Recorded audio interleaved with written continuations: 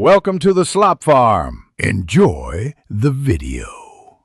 You start by measuring accurately so your paste performs. Pour the recommended water into a clean bucket, then sprinkle the powder evenly. This prevents lumps.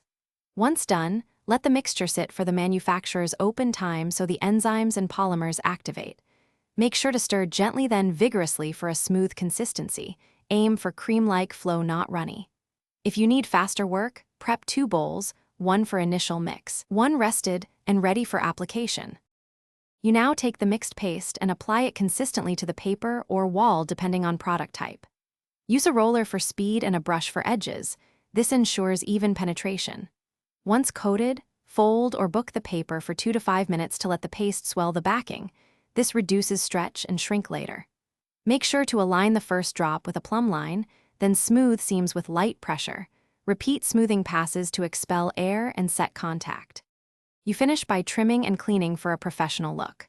After initial set, use a straight edge and sharp blade to trim edges. Make sure cuts are steady.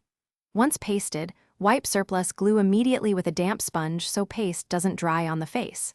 If things go wrong, such as bubbles or misalignment, act quickly. Lift the panel slightly, reapply paste where needed, or prick and smooth small bubbles.